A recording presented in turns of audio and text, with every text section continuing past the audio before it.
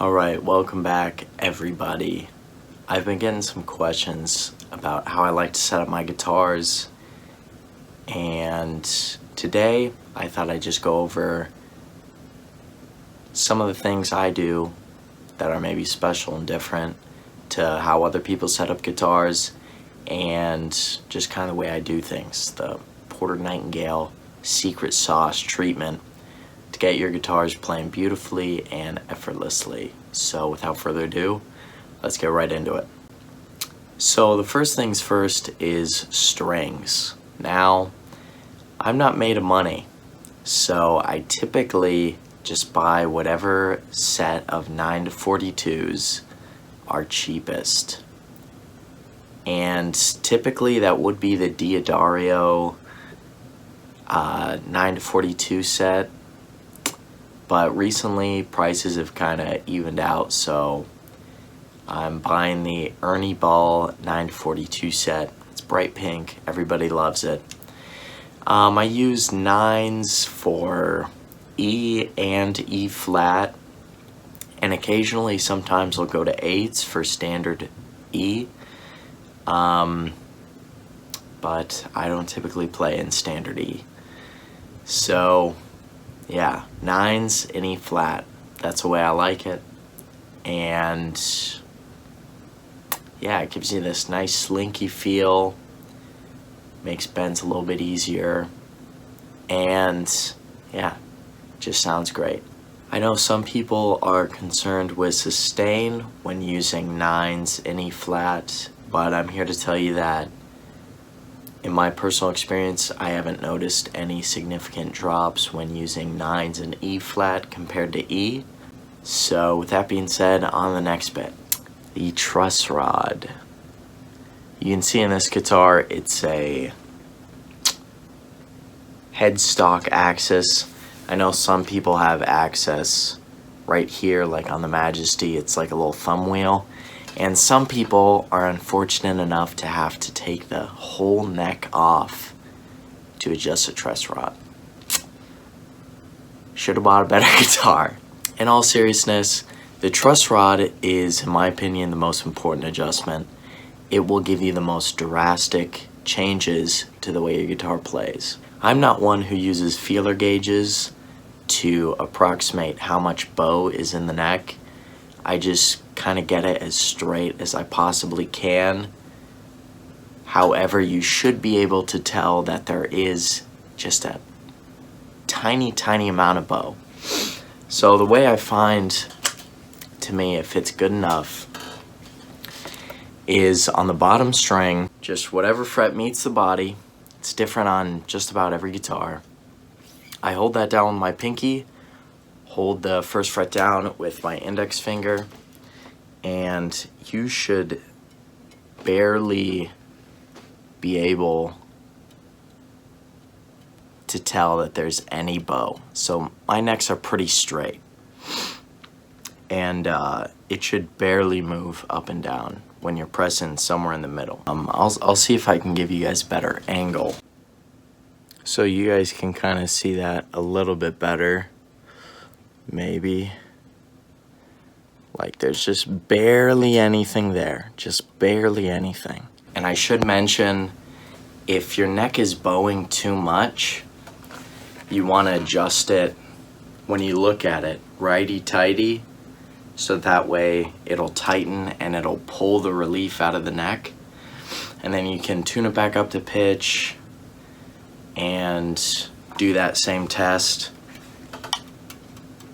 See if it took any of the relief out, and if it's too tight, instead of the neck being slightly bowed, it will like do a reverse bow, right? And that's really bad, because then basically every fret will buzz.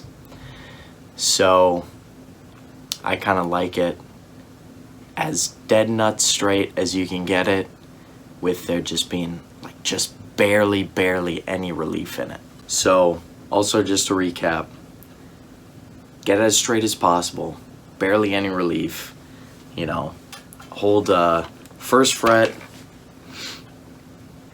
whatever fret meets the body, and press with your thumb in between to see how much relief your neck has. If you need more relief, you loosen it to make it bow more, and if you need less to straighten it, you tighten it to take out some of the relief. So the next thing is the string action. So what I do on strats that have a ton of adjustment on the bridge is I'll do the first string as low as it can go without buzzing, and then I'll double check that none of the bends buzz. So I'll like play a fret and then I'll bend up a whole step, and I'll do that on every fret to make sure nothing buzzes. And then I'll do the same thing on the high E string, where I'll get it as low as I possibly can and then do the bend check. So after I've set both the high and low E strings to as low as it goes without buzzing, and without buzzing when I do a one-step bend, I'll take some radius gauges. I'll find out what the radius of the guitar neck is, and then I'll just lower everything until, I think it's this one, until it matches the radius. So the high E and low E string will be super low, so you need to lower the B, the G, the D, and the A until it just fits perfectly on that radius. And then I forget about it. I used to just set every string as low as it possibly could be, but on these cheaper guitars, you'll end up with strings that are kind of like zigzagged because the frets won't be like leveled super good. So doing this radius method is kind of like a foolproof way to ensure that every string doesn't buzz, but it's also as low as the guitar will allow it. If you're smart enough to buy a Floyd, you'll notice there's no way to radius this bridge, and that's because each of the saddles is radiused already. So each of the saddles has a different height, and then that corresponds to the radius of the fretboard. So on a Floyd, I just adjust this screw right here as low as it will go on the low E string, and then doing my buzz check with the bends, and then I'll do the same thing on the high E string, and it'll just be good to go. I don't need any radius gauges or nothing, and it'll give you like a super comfortable, super good playing guitar really quickly. So yeah, buy Floyds. So two other things I kind of do that are maybe unconventional or just different from the norm is I do speed wraps. So I get the string locked in the bridge or through the bridge, however you do it. Then when I bring it up to the post, I just wrap it around a few times, 2 times on the lower strings and 3 or 4 on the higher ones. And then I'll send it through the hole, and that way when you go to tune it, you won't have to crank it a bunch. Like after one turn, it'll start coming up to pitch, and it just saves a lot of time.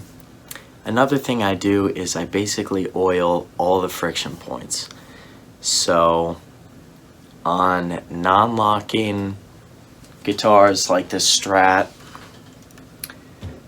I will sometimes oil the string trees where the string trees meet the string. This one doesn't seem to be a problem for me, so I haven't oiled these. I'll take a pencil and I'll use the graphite from the pencil. I'll draw inside the nut slots so that way the strings won't catch on the nut. And on a Floyd where the bridge meets these bridge posts, I'll put a drop of oil in there. And every once in a while, if it's really giving me trouble on tuning stability, and this goes for Strats as well, I'll put a drop of oil where the string meets the saddle. Alright guys, so that's all I got for this video. If you liked it, leave me a like. If you hated it, leave me a dislike. And let me know what you guys want to see next in the comment section below. I read all the comments, so yeah, go say hi. And with that being said, I will see you guys in the next video.